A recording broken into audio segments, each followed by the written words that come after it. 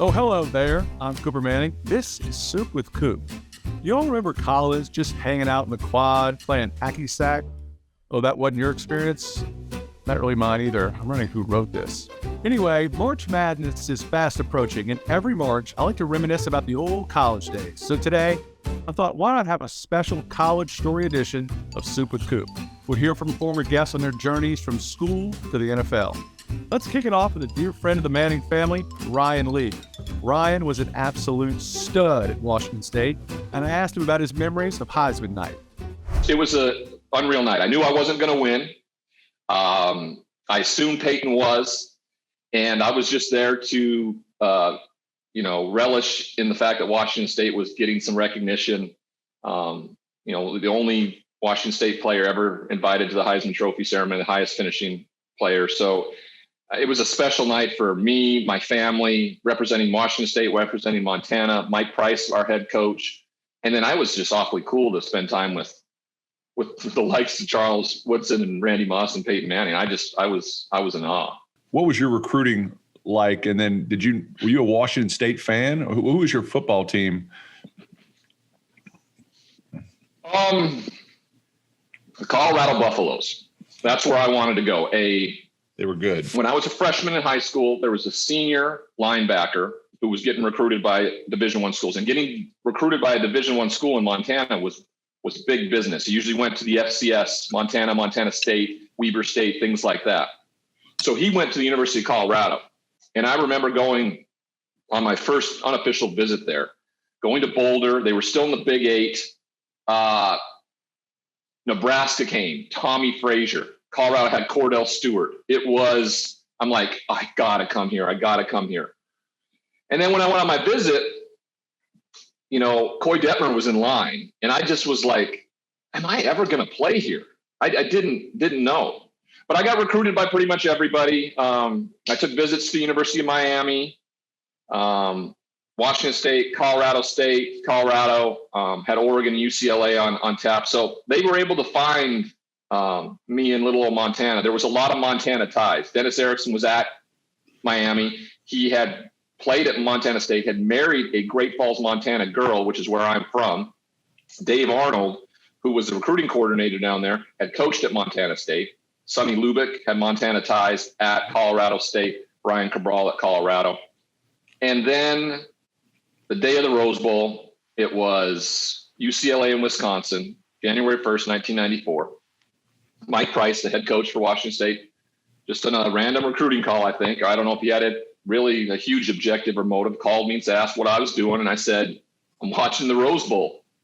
And he said, I'll make you a deal, Ryan. You come here to Washington State. We'll play in that game together. And I bought it, hook, line, and sinker. I walked into mom and dad's bedroom, looked at them and said, I'm going to Washington State. They kind of looked at me and they were happy because it was close enough to home, but I think far enough away where I could start to develop some independence. But I also hadn't done any research. Hadn't realized they hadn't been to a Rose Bowl since 1931, Coop. 67 years it would be. But that's a good recruiter right there. That's a really good recruiter. Great choice. Mike Price was like a second father to me, taught me how to play the quarterback position. We did something that hadn't been done there in forever. It made history. A lot of great accomplishments. That team will be remembered forever. Really, really special. Really proud to have played there, gone to school there, gotten my degree there. As you can see, I still represent as much as I can when I can. You mentioned going on a visit to Miami. What the heck happens on a visit to Miami in the early 90s? You got to share something. I mean, who was your host? Who was there? Those teams were star-studded. Yeah, Bryce Erickson, so Dennis's son, was there as a walk-on quarterback. But Ryan Costa and Ryan Collins and Frank Costa were the quarterbacks. They were just coming off the national championship. Warren Sapp was there like as a sophomore. Dwayne "The Rock" Johnson was like a sophomore or junior. And this is a story I've told a lot, where we went out that night, and of course, after we got done eating dinner with the coaching staff, they take us out and about in Coral Gables. And I'd never drank alcohol in my life. They took me to Dan Marino's bar. I had a rum and Coke and probably fell over a a few minutes later, but we were in and out of cars going to places. And I remember meeting a couple of these individuals, and one of them, and of course you wouldn't know who the hell they were at the time, was this, Polynesian giant defensive tackle, Dwayne Johnson.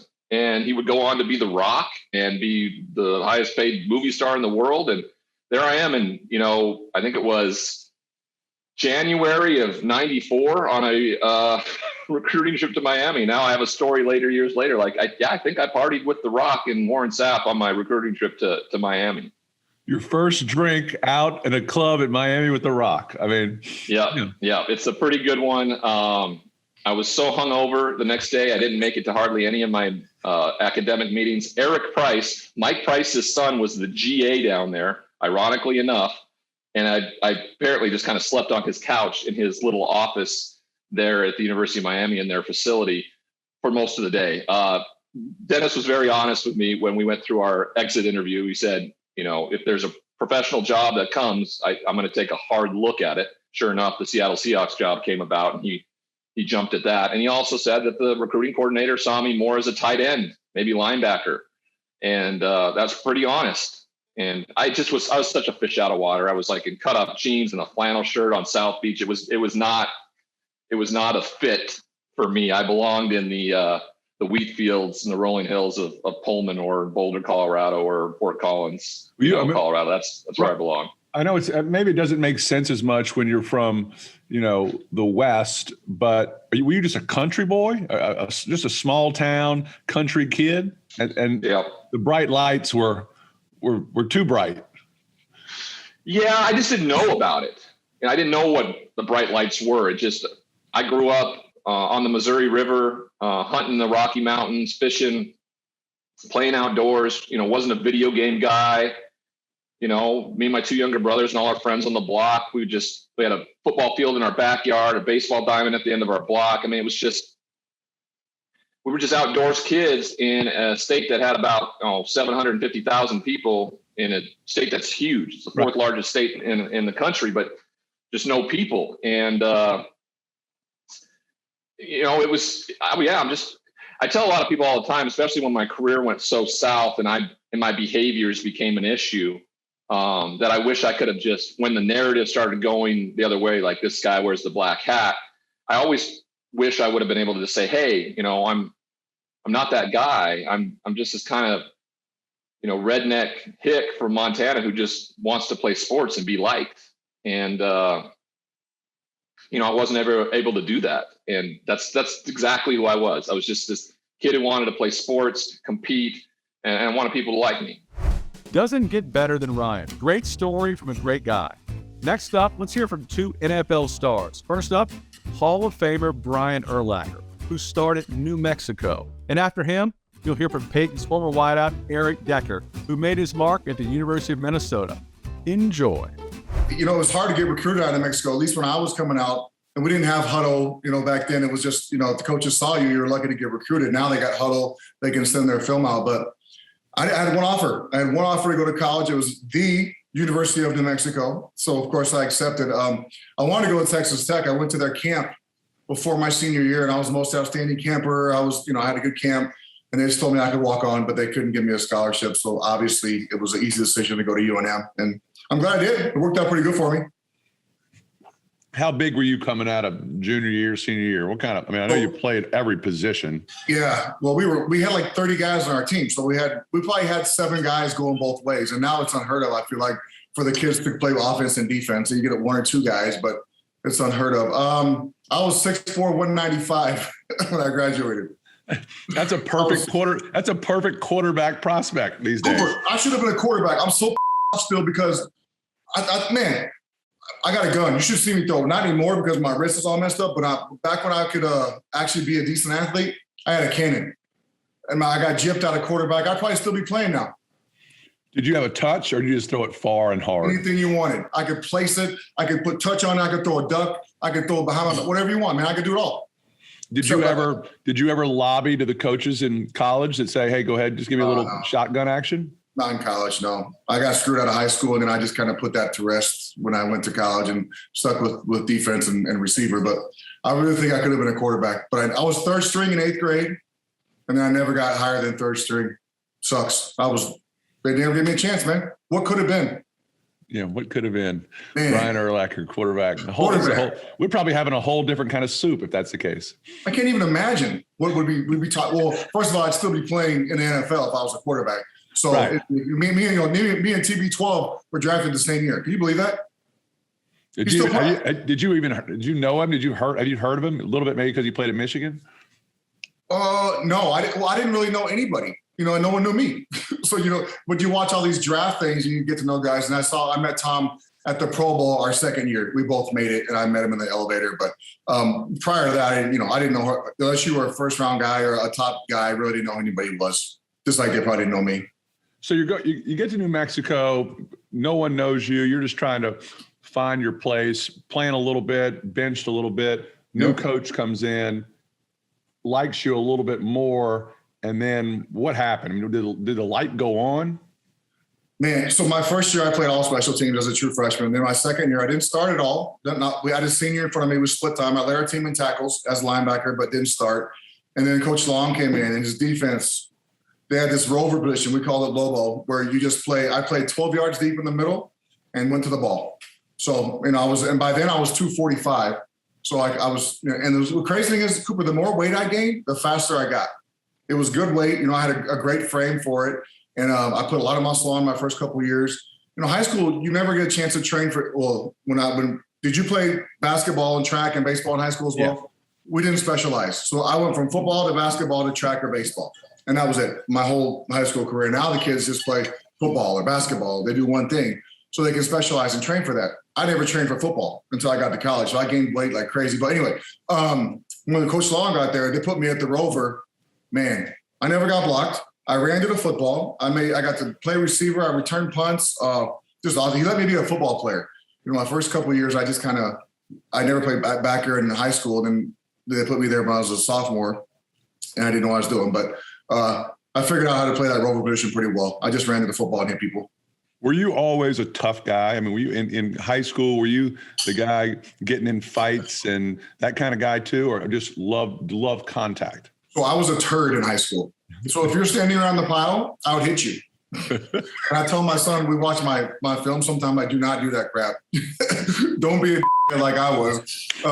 Show some respect to their players. But if the whistle didn't blow, I was going to hit you. You got the linemen standing around the pile. Kind of like linemen do players now. Yeah. That was me in high school. If they were standing around the pile, I'd come up and hit them. I mean, it wasn't illegal, but it was dirty and cheap. And then when I got to college, that was gone. I was just trying to clean up my act a little bit and be a respectful football player. And I just kept going from there. And so the legend of Brian Urlacher really takes off in your latter years who is, it's almost these days, it's kind of like when you're from a smaller school, there's not a lot of film on you, or, back then, it's almost like it was 40 years ago when you'd hear these legendary stories of, Bo Jackson, because no one could validate it. And you're like, who is this? What is this mysterious person coming out of nowhere? Right. And literally you went from 0 to 100 in overnight. 2 years. I mean, Mel Kiper mentioned my name in some draft thing, and then all these scout stars showing up at our practices. I almost left my junior year. I'm glad I didn't. I would have been terrible. I got a chance to play under Coach Long for one more year, and it helped. I ended up going the first round, obviously, but I kept getting, like I said, I kept getting faster and stronger every year. And my senior year, I played pretty well. I was a good tackler, man. I was a good open field tackler back in college because, 12 yards deep, you take good angles. And Mountain West wasn't a great conference, but there was still some good football players in that conference. Who was in our conference was Steve Smith. Remember the receiver at Carolina? That dude returned 2 punts on us my senior year at Utah. Should have had a third. They had a call back for a penalty. But so there's some good players in our conference. So I think that also hurt me as well because people didn't think we had a legitimate competition. But whatever. Steve Smith he'd hit you after the whistle too. That dude was a beast. He played to the whistle, the echo of the whistle. Now, what about, did you go to the combine? Tell me about that. I mean, I went to the combine, man. So I went and I was ready, but I was instructed not to run the 40, not to do anything, just go do them. You know how it is back in the day, no one did anything because you didn't want to run a slow 40. But then I went to the Bears meeting And Greg Blosh goes, "Are you going to run the 40 tomorrow?" I said, "No, sir, I'm not." He goes, "Why not? You got something to hide?" I go, "No." He goes, "Are you in shape?" I go, "Yes." "What's wrong? What are you scared of?" I go, "Nothing. I was instructed, not my agent and everyone we spoke about not running. I'm going to do the bench press and that." He goes, "You're scared." I'm like, "I'm not scared. And then he goes, "Think about this." He goes, "At your pro day, you may have 20 scouts, and you may have 10 GMs, 10 coaches. At the combine, every one of them is here. You won't get a better opportunity to run in front of all these coaches, all these GMs, all these scouts." And I was like, "Damn." So without telling anyone, I didn't tell my agent, I didn't tell anyone. I did everything. I ran a 4.56, 4.57, 40. Did all the drills well, and I'm glad I did. Greg, and then the Bears don't draft me, obviously, but Coach Blosh challenged me. He was like, "What do you got to hide?" And I was like, "Nothing, sir." I was like, because it's very intimidating going to those meetings with these coaches, man, because I'm a young kid from New Mexico. I didn't really know what to think, but I'm glad he challenged me because I rose up and did everything. When did you get the tattoo? I'm glad I crossed my arms so you could see that to remind you. I got that my freshman year in college, Cooper. So I've had it for 25 years.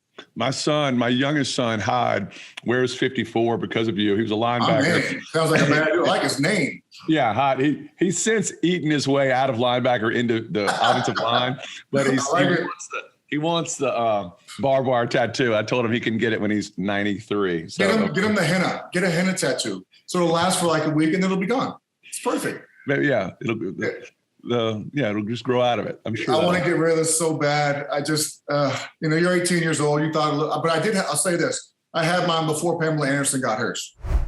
The thing about Caesars Sportsbook, it's not just an app, it's your key to a whole empire. Hotels, casinos, restaurants, shows, Caesars Palace, I'm sure you've heard of it. Every bet you place with Caesars Sportsbook brings you closer to perks only Caesars can offer. Hotel stays at iconic destinations, app bonuses, merch, show tickets, and many more Caesars Rewards perks. So get started today. Register using code OMAHAFULL and then place your first bet up to $1,250. If you win, congrats. If you don't, you'll get your stake back as a bet credit.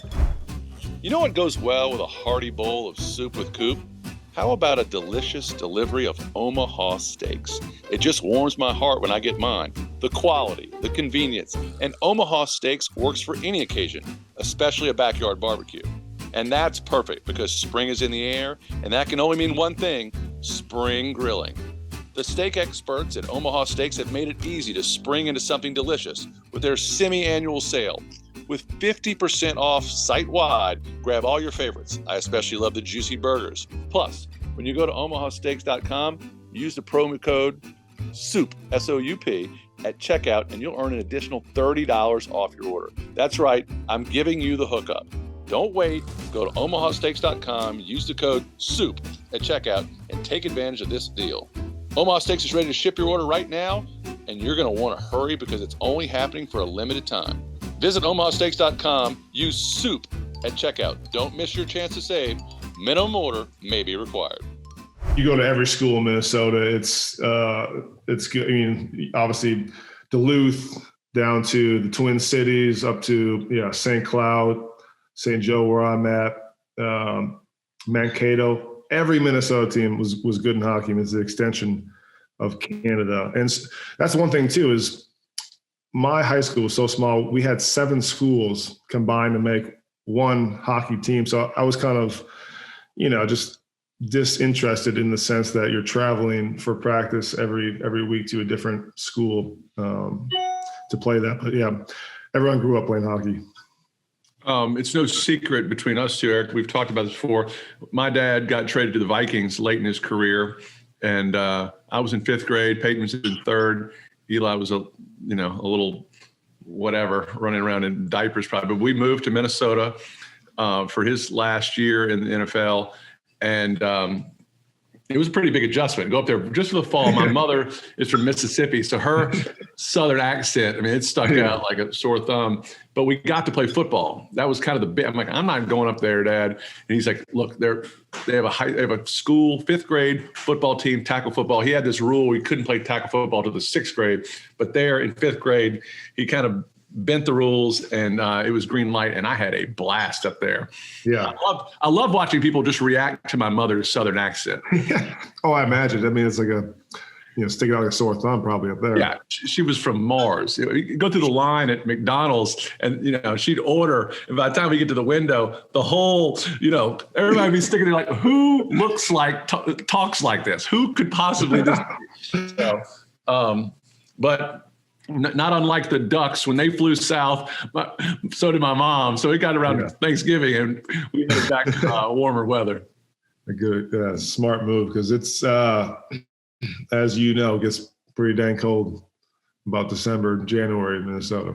So it was just Minnesota was your best offer in the world of high. So yeah, let me tell you the story here a little bit. So I was kind of a small town kid that I played, baseball in the summer and did all the, basketball and football activities that were offered as well. But I didn't really want to go to camps, so I didn't do any of the college camps around the area or the regional camps that at that time, I don't know who set them up. I just was really comfortable in the sense of what I was doing in my hometown. So I got a call from Glenn Mason saying, you need to come just for a one-day camp. We just want to evaluate you. He was the head coach of the Gophers at that time. And so I went, offered me a scholarship on the spot. And honestly, it just changed my world because I would have been going to a Division III school, probably playing baseball and football there. And who knows, I guess at that point where it would have led me to. So very thankful. I always Rivals.com is a buddy who started it living in Nashville. Every time I see him, I give him a hard time about the 2 stars. I'm like, you didn't help me in any way of getting more looks. I got one scholarship because at that time Rivals, and still probably is, it was a big platform for coaches. I saw Mac Jones posted an old text he had with the Rivals guys when he was in high school trying to get noticed, like, hey, can you help me out? And he's like, call your local guy. I don't have time for this nonsense. And sure enough, he's making it look easy 4 or 5 years later. It's and that's kind of cool thing about, when you're 17 or, going to be 18, it's hard. It's just as hard. It's probably harder for these college guys to evaluate who's who. You can definitely tell who's big and developed and ahead of the curve, but it's really who's a project, who's really going to come on. That's meaningfully harder than trying to figure out who to draft as a general manager in the pros. I mean, and the pool is that much larger. So, I mean, yeah, it's like, what's the potential of these kids? At college, you develop, like you said. I mean, for me, I put on 20 pounds my freshman year in college, and I grew a couple inches still. And so it's like definitely was a project in that sense of just kind of developing me physically. Now, did you have good quarterbacks at the University of Minnesota? So when I came in, I had Brian Cupido, who was pretty good. And then Adam Weber was my quarterback for 3 years, who got a chance. He came to Denver on the practice squad, bounced around practice squad a few times, and he was good, had potential. We had multiple coaching changes. We had a new head coach come in, but multiple offensive coordinators. Every year it was switching them out. And so I think that was such a deterrent to his future because, of the change, the constant change that we kept going through. Now you played baseball too. In college, yeah. How does baseball work in Minnesota? I mean, are you out there just in the snow catching fly balls at probably earlier than you should be? We spent a lot of time in our indoor. So the football indoor we used as our primary practice facility. And for the most part, February, we would head south, whether it's Florida, Texas, California, and would probably play 3 or 4 series just because we couldn't play outside of Minnesota. And you could tell how such a disadvantage of not being, outside, taking fly balls and ground balls naturally, even, hitting the same thing. You're hitting out of the cage. You're not playing scrimmages in a little, football facility. So there was definitely some adjustments, but we made it work. And now, even after I left, they've really upgraded the facilities at Minnesota to kind of compete, I think, with some of those Southern teams. As you're getting further along in your college career, did you ever think, okay, professionally, I might have a better chance playing baseball than football? Did you ever juggle those? Yeah, I definitely went through that process. And actually, I remember having a conversation with Joe Mauer just because in high school, easy choice to be the first round draft pick at MLB, but he also had a passion for football and had a scholarship offer to Florida State. And it's like, what made you pick baseball? You know, and at that point, he didn't know he was going to be a first round draft pick or first overall.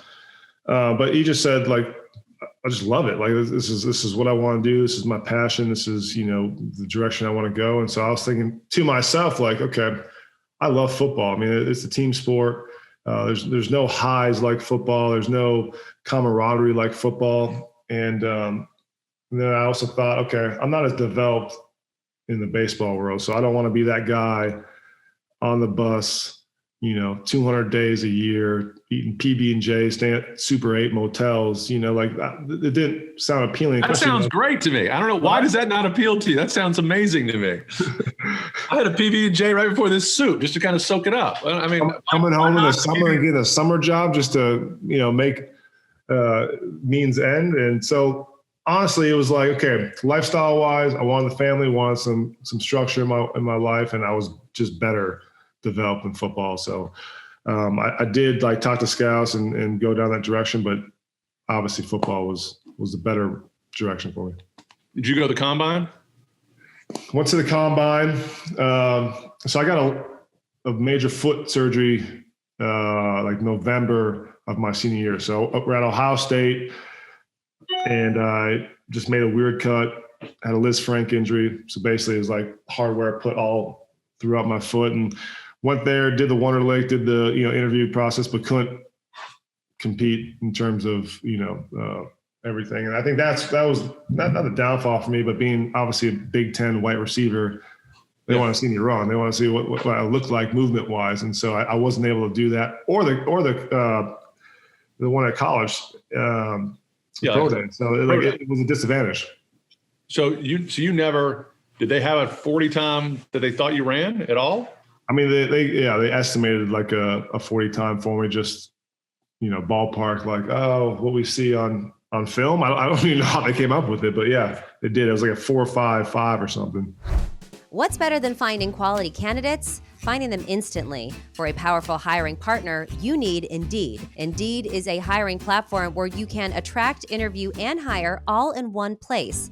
Don't spend hours on multiple job sites looking for candidates with the right skills when you can do it all with Indeed. Find top talent fast with Indeed's suite of powerful hiring tools like Indeed Instant Match, assessments, and virtual interviews. Hate waiting? Indeed's U.S. data shows over 80% of Indeed's employers find quality candidates whose resume on Indeed matches their job description the moment they sponsor a job. With Instant Match, as soon as you sponsor a post, you get a short list of quality candidates whose resume on Indeed match your job description, and you can invite them to apply right away.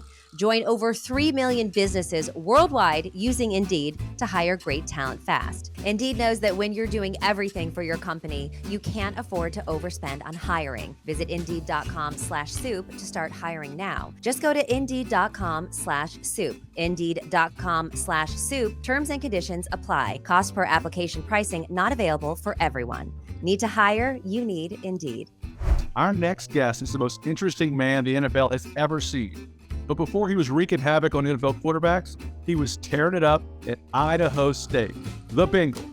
I asked Jared about getting in trouble for selling yearbooks. Now this is a good one.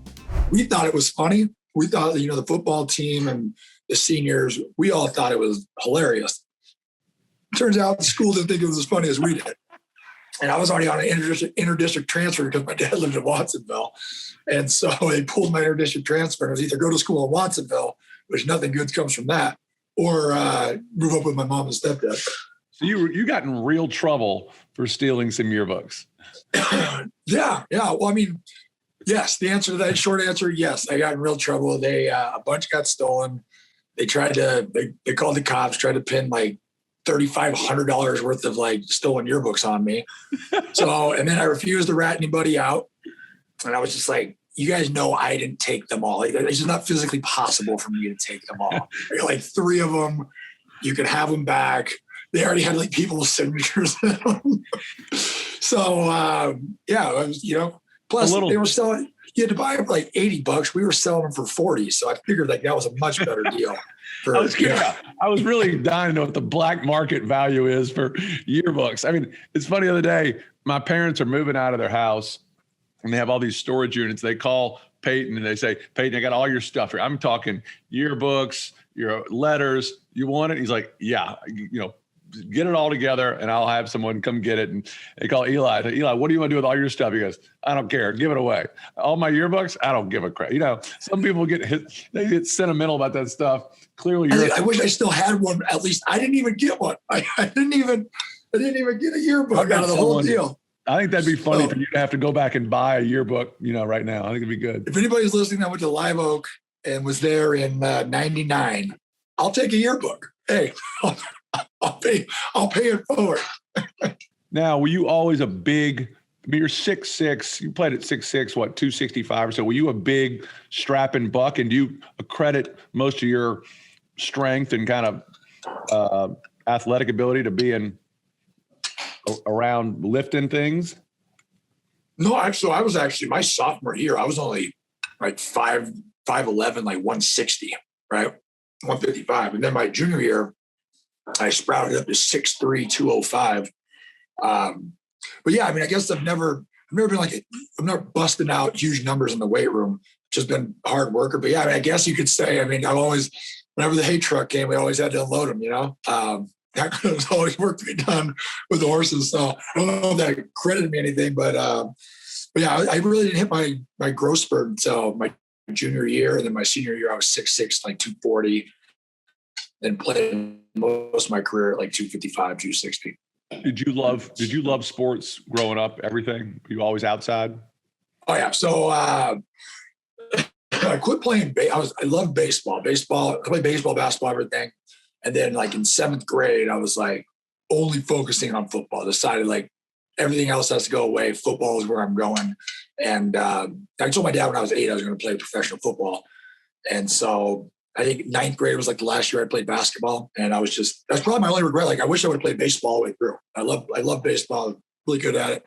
But just decided I'm going all in on football at an early age. I don't recommend that for people. It did work out, however. Yeah. It seems like everybody has their regrets. I always tell my kids, learn how to play the guitar. There's going to be a night when you're out in California at someone's horse ranch and there's going to be one guy, playing guitar and there's going to be 5 girls looking at him and not even going to ignore you over there, So he's like, Dad, I think I'm starting to figure it out. I'm like, it's late, buddy. You're too late. Yeah, my kids could have at least forced me to play guitar. Our girls are playing the bass. Oldest plays the piano. My youngest will start. I remember that in college too. Like one of our receivers just sat down. He was like playing the piano, and I'm like, oh, so jealous. Like to be musically inclined. I have no musical talent whatsoever. And now that we live in Nashville, people was like, oh, are you a singer? I was playing golf the other day. The guy's like, oh, you're in Nashville. Were you a country singer? I was just laughing. I was like, no, I am the least from that. Yeah. You can go anywhere in Nashville. And I went and played golf over there at Troubadour one day. And, I look out, there's Darius Rucker, there's Eric Church, there's Morgan, it's like, it's country, everybody. And then I guess there's a million people there who are trying to make it. And those guys, made it. But everybody in Nashville wants to be a country music singer, including me and you. It's not going to happen for us, I don't think. Yeah, no. There was like, oh, why'd you move out there? I'm like, just because I really had no reason. No one told me how much it rained. So that was very disappointing. It's still very disappointing. I cry about missing the West like every day. Love the convenience of getting what you want right to your door? With DoorDash grocery delivery, you can stock up for the week or order last-minute cravings conveniently. You've trusted DoorDash to deliver your restaurant favorites, and now you can get grocery delivery that actually delivers too. With thousands of grocery stores to choose from, you'll find the best in your neighborhood and boost your local economy with each and every order. You'll get exactly what you've ordered, or we'll make it right. So sit back and enjoy quality groceries just like you picked them yourself. And want even more value? You can save on all grocery and restaurant favorites with a $0 delivery fee on all eligible orders with a Dash Pass membership. With easy substitutions right in the app and best-in-class customer support, DoorDash delivers groceries exactly how you want it. Get 50% off your first DoorDash order up to a $20 value when you use code SOUP at checkout. Limited time offers, terms may apply. That's 50% off up to $20, no minimum subtotal, and 0 delivery fees on your first order when you download the DoorDash app in the App Store and enter code SOUP. Don't forget, that's code SOUP for 50% off your first order with DoorDash. Now, Jared, coming out of high school, what was recruiting like for you? I'm always curious, how things have changed so much over the years. It was very, very good until the yearbook incident. So I had all plans of going to UW and playing in the Pac-10, and every school came through my junior year and, come watch and take my film. Then I went to Los Gatos, and they found out about the whole yearbook debacle. And a lot of those opportunities went away, ended up at Idaho State. So it worked out well. But yeah, recruitment, it wasn't like it is today. There was no, think about it, there was no Twitter, none of that. Like, they just came out and they basically told you need to come to our school. And you're like, all right, well, I guess that's a sales pitch. I'm either, you're good enough to be here, you should be playing for us. There wasn't a whole lot of, I got maybe get invited out to like a junior's day, take your trips, and then, they give you what I think it was like $60 per diem when we went on our trips back in the day. And so you got as much beer as $60 could buy. And yeah, that was it. That's right. There was none of this like, oh, we are sponsored by Nike and we have this. And they didn't even like hang our jerseys in the lockers when we got there. It was just like, oh yeah. Now it's a full photo shoots, everything. And they basically told you, we're going to pay for your college, and that's good enough for you to want to play for us. And I'm like, oh, okay. Well, I don't know a whole lot about Idaho State. Who was the main rival of Idaho State, and what was that experience like? So I didn't know a lot about Idaho State either until I played there. I didn't know that place existed on Earth. And I was just kind of like, wait, where am I going? And so I got to give credit to our head coach, Larry Lewis. So he was a Washington State guy. Most of our staff came from Washington State. And Coach Ball, and then my D-line coach was going to be my D-line coach at Idaho State, Mark Ray. I mean, they were at my house like every week during there, right? And they're like, oh, so they sold me on the big fish, small pond thing, and well played to them. But yeah, I tell you what, our biggest rival was probably like Weber State, which is down in like Logan, Utah, which no one really knows about. But it was an adjustment. Like this was the difference from growing up in California. And when I went to Pocatello, Idaho, I had a digital cell phone. I had a little Nextel, and they only had analog out there when I got there. So my digital cell phone did not work. And I was like, what? Like, where am I right now? Where am I? And like trying to call it, it's just like, nope, you don't. Like, I'm like, this is ridiculous. So that's basically Pocatello. That was our rival, but it was great. I swear, we were the school of like 1A misfits. So another one of our claim to fame, Adi Attar, who's famously now, Conor McGregor's agent. He was my teammate out there. He played at UCLA. He got in trouble or something. He came. We had Daniel Pryor, who was an ASU, full ride guy. He came. Another guy named Eric Booz was at Washington State. Like, come on. Atari Callum, who was one of the greatest high school players in the history of California. He was at Cal, and it was like, something didn't work out. Oh, we'll take you. We'll take you. So it was fun. We had a lot of good competition, and probably too much time on our hands because we were all playing 1AA, thinking we should have been, all Pac-12 or Pac-10 or whatever it was back then. And then what was the combine like, or when did you kind of sense, NFL's a reality here, and how am I going to stack up against these guys? Well, yeah. So I think, I started getting accolades, I think my sophomore year, I was on the like preseason All-American team and all that stuff and going through. I always knew like long snapping, I was considered probably the best long snapper in the country. So I always knew like that was probably a surefire thing into the league. But yeah, I guess my junior year. Jared, who taught you how to long snap? Because I think it's my dad.